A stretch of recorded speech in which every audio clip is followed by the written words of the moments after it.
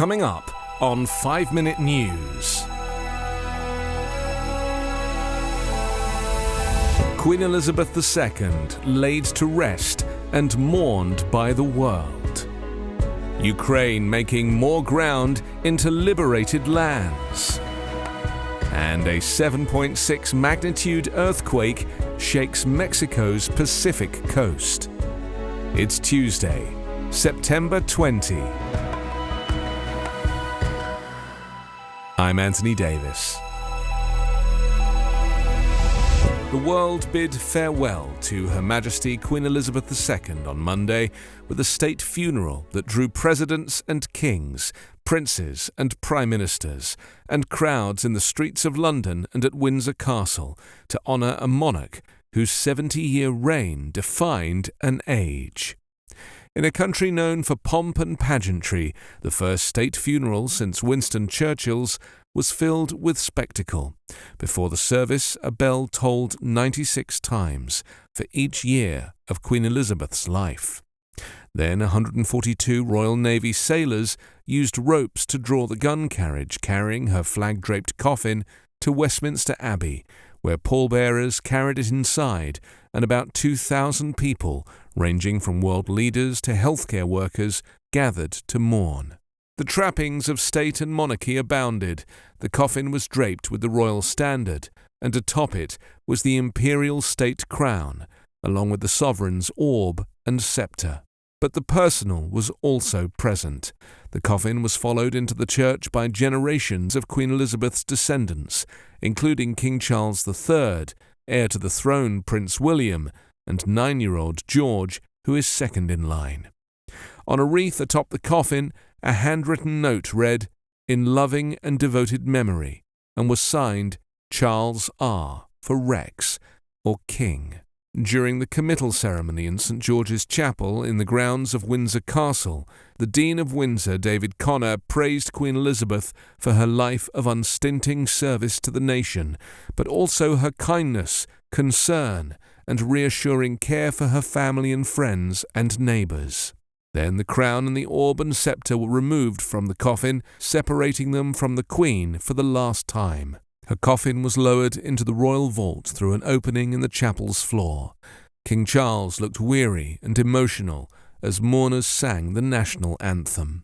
At a private family service, the Queen was later laid to rest with her late husband, Prince Philip. Ukraine said its troops have marched farther east into territory recently abandoned by Russia, paving the way for a potential assault on Moscow's occupation forces in the Donbass region, as Kiev seeks more Western arms. The occupiers are clearly in a panic, Ukrainian President Volodymyr Zelensky said in a televised address late on Monday, adding that he was now focused on speed in liberated areas. The speed at which our troops are moving, the speed in restoring normal life, Zelensky said. The Ukrainian leader also hinted he would use a video address to the United Nations General Assembly on Wednesday to call on countries to accelerate weapons and aid deliveries. "We are doing everything to ensure Ukraine's needs are met at all levels: defense, financial, economic, and diplomatic," Zelensky said. Ukraine's armed forces were preparing to take all of Luhansk province from Russian occupiers. Luhansk and the neighboring province of Donetsk comprise the industrialized eastern region of the Donbass, which Moscow says it intends to seize as a primary aim of what it calls the special military operation in Ukraine. A magnitude 7.6 earthquake shook Mexico's central Pacific coast on Monday, killing at least one person and setting off a seismic alarm in the rattled capital on the anniversary of two earlier devastating quakes. Where there were at least some early reports of damage to buildings from the quake, which hit at 1:05 p.m. local time, according to the U.S. Geologic Survey, which had initially put the magnitude at 7.5. It said the quake was centered 23 miles southeast of Aquila and at a depth of 9.4 miles. President Andrés Manuel López Obrador said via Twitter that the Secretary of the Navy told him one person was killed in the port city of Manzanillo, Colima, when a wall at a mall collapsed. Mexico's National Civil Defense Agency said that based on historic data of tsunamis in Mexico, variations of as much as 32 inches were possible in coastal water levels near the epicenter.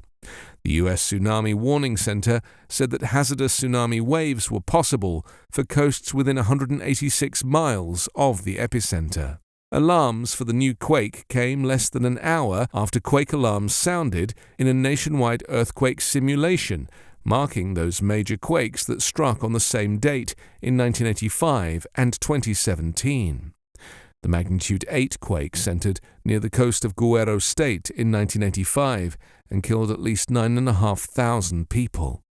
More than 360 people died in the magnitude 7.1 quake that struck in 2017. You can subscribe to 5 Minute News on YouTube with your preferred podcast app. Ask your smart speaker or enable 5 Minute News as your Amazon Alexa flash briefing skill. Subscribe, rate and review online at 5minute.news.